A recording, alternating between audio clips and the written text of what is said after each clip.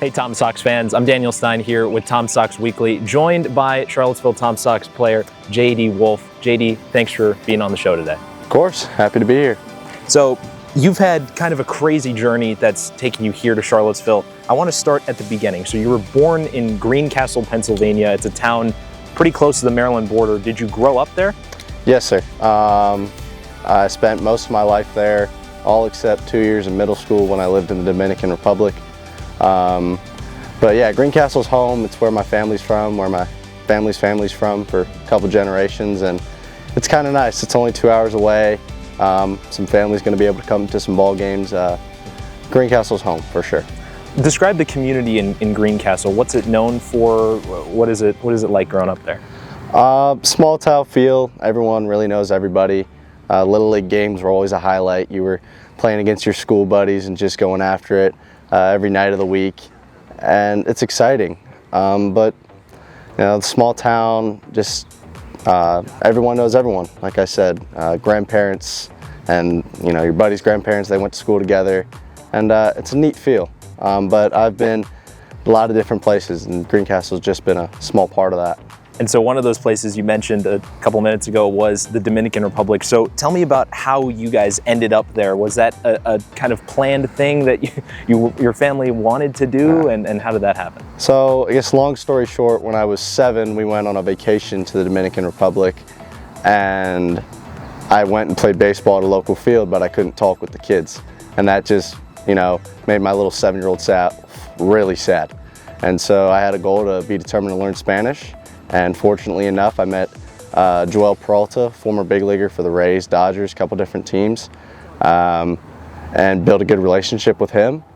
And he was like, hey man, the only way you're gonna learn Spanish is by truly living here. And so when I was in 7th grade, when I was 13, I truly committed to doing that, lived there for a school year and really picked it up. And now I get to use it with Jesus, Gian, Donis, all the different guys. And it's definitely come in handy along the way. It's always fun to hear all the chirping in English and Spanish from the dugouts. But so living in the Dominican Republic, you said you were only there for just a school year. Was there anything you really took away from that experience? Like, what did you learn from living there? I mean, the main goal there was to learn Spanish, play baseball every day, and I did those two things. But even bigger, they're just such a family. I mean, those people are not family by blood, but I mean, they are closer than anybody I know. They check in on me all the time.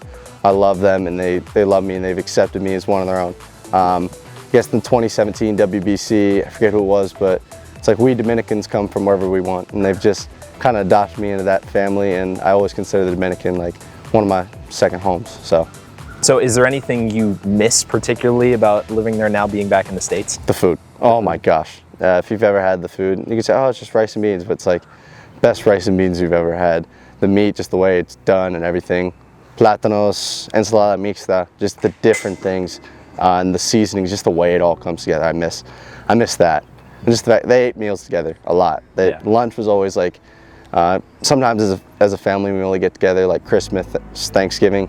Lunch there every day is just a big family lunch. Mm-hmm. Cousins, aunts, uncles, and it's just a good old time in the middle of the day, and you enjoy a meal together. And so that's definitely one thing I miss.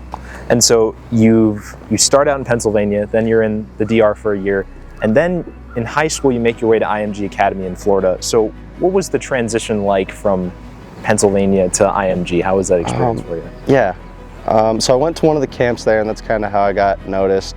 And then COVID hit in 2020, and schools were still shut down in Pennsylvania, and I think that kind of pushed me and my family to make the jump. I was fortunate enough, I went to high school like in person every single day in Florida at IMG, which I think was huge.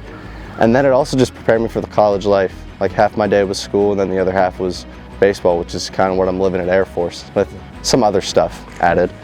But yeah, it just prepared me that there's a bigger world than Greencastle, that there's so many good athletes out there, and you really just need to compete against that. And there's so much out there, and they're going to push you to be better. I played against some of the best in the country at IMG, but also like against in the teams we would play in the Florida area. I think it just prepared me that I'll be ready for whatever I face here in the coming years in college and possibly beyond. And IMG, of course, known for their athletic prowess, basically any sport they're at the top of the list, and not just in Florida, but in the country. Did you feel any pressure going to IMG to play baseball there with such kind of like a rich history of athletics there? I think that's kind of why I wanted to go there. I mean, they're well known, and you want to be with the best, compete with the best, and play against the best. And so just the everyday competing against guys that are going to be playing professional baseball here in a couple months, guys that are playing at big time schools, really just pushes you to be better. And I'm grateful for that opportunity and just all it provided for me, and many of the lessons learned and friends along the way, including Patrick Nias, who's here at the Tom Sox, who's a teammate of mine for 3 years there, probably one of my best friends. And you find guys that are like-minded and get after it, and that's really what I was grateful for from IMG. Any funny stories of you and Patrick kind of figuring out IMG together? Well, I think, yeah, just we got through it. I mean, many a times it'd just be me and him on Sundays at the field, because we'd get weekends off, and that was nice. But he can throw BP, and it's really good. I cannot. And so, yeah, but you just figure it out together, and you find a group of guys, and you just gel with them, and you make each other better. But he has really good BP. Yeah. So you go from IMG, you talked about kind of the team cohesion at IMG, and then now you're at the Air Force in the military academy, which is the definition of working in a team. When did you figure out that you wanted to join the Air Force? Well, it honestly came completely out of nowhere. I was playing at a tournament in West Palm Beach, Florida. Was playing pretty well. Had a couple different schools kind of in the picture, Air Force not being one of them. And kind of just asked God to like make it clear where I was supposed to go. But then all of a sudden I get this call from a 719 number in the Colorado Springs area. I didn't even take it, didn't think much of it. And then I get this message like, hey JD, this is Coach Kaz from the United States Air Force Academy. We're offering you a $500,000 scholarship to come play at the greatest school in the world.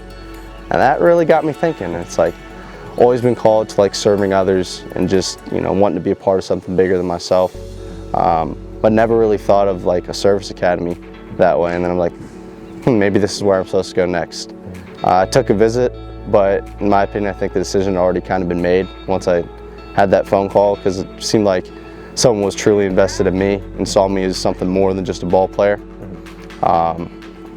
And yeah, I committed officially on July 4th of 2023.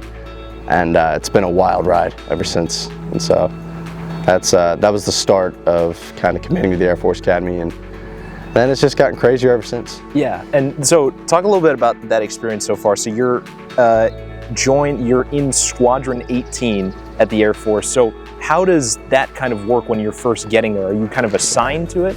Yeah, it's completely random. Only one other baseball player in my squad, who's an upperclassman, Gaines Estridge. But then it all just starts in basic cadet training. That was about a year ago for me. Towards the end of June, you kind of give up your summer, and before your freshman year, you go into basic training. You turn in your phone, all that stuff, and it's just 6 weeks of trying to be integrated as a cadet, making your bed, waking up early, PT, knowledge, just basic stuff like that. And you get so close to the people in your squad from basic training. The way the academy works, your freshman year squad, you're only there for 1 year. So next year I'll be going to Squadron 40 for the next 3 years of the academy. But this year I was in Squad 18, and I was fortunate to meet a lot of great people that just became some of my closest friends and people I could lean on. And honestly, some people that I never thought I'd be friends with. People with just different interests. Like my first semester roommates, 2 guys, not athletes, but they're computer geniuses. And they had to like get me through comp sci, and I had to just help them with PT tests. And you find a way to help each other out and just use your different strengths, and it just ultimately makes the team better. And early on in the Air Force and at the academy, you could see that's why the team element's so important. You just have so many different facets working together towards a common goal, and that's what's so exciting. It's so cool already, and I'm sure that's only gonna grow as I'm there. How many people are usually like in each squad? About 100, so 40 squadrons, 100 people, about 4,000 cadets at the academy at a given time. Squadron 18, known as the Night Riders. And so how has being in the Air Force, has it kind of changed the way you approach the game of baseball at all? Absolutely. I think it just, like I said earlier, it's like I'm more than just a baseball player. I represent something bigger than myself every time I get to go out and play. But also, it's like when I'm done playing the game, it's like I have a greater purpose as well, to go serve. And so it honestly takes a little bit of pressure off too. I can just go out there and have fun, but also just play the game at a different level, serve my teammates at a higher level, and just ultimately be different.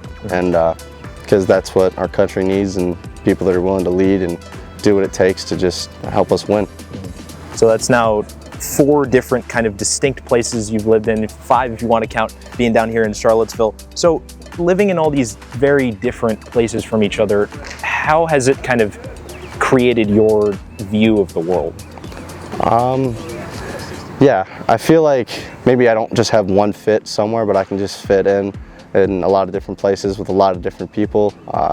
Like I said, very diverse friend group with my guys down in the baseball field, and then just some of my squad mates, my roommates. It's just understanding people come from all different kinds of backgrounds, and just understanding that and accepting them for who they are, and understanding that they're going to accept you and not being scared to be who you are, just kind of letting others adjust. I think it's just helped me tremendously, because I can go and I can hang out with Pat and we can get our work in, and then I can just carry a conversation with Gian and Jesus and the different guys. It's special. I'm grateful for it. I don't take it for granted. And I think it just gives me the ability to serve others in an even better way, because I can actually know them on a more personal level because of the different places I've been, from Greencastle to DR, IMG, and even the Air Force Academy. Yeah, all these different experiences, living up to the true utility man. And so you won't be with the Tom Sox for super long. You'll go back to the Air Force for the rest of your training. And so as you look forward, a lot of what you've said in our conversation so far is serving something bigger than yourself. So where do you see yourself in 5 to 10 years? Well, if I'm not playing baseball, hopefully I'm flying fighter jets, or being a combat rescue officer. It's kind of the Air Force branch of special operations, going in and behind enemy lines and bringing our guys home. But also to be a fighter pilot, that's just, I mean, it's so cool. Yeah. I know everyone brings up Top Gun, that's the Navy, but just be able to fly super fast and do something, and it takes a lot mentally, but already seeing, like, I feel I'd have what it takes, and I'm only going to keep getting better and learning more, but time will tell, and I'm just excited to see where the journey takes me, for sure. Yep, important to keep your options open, and JD, thank you so much for joining the show. Of course, thank you, Daniel.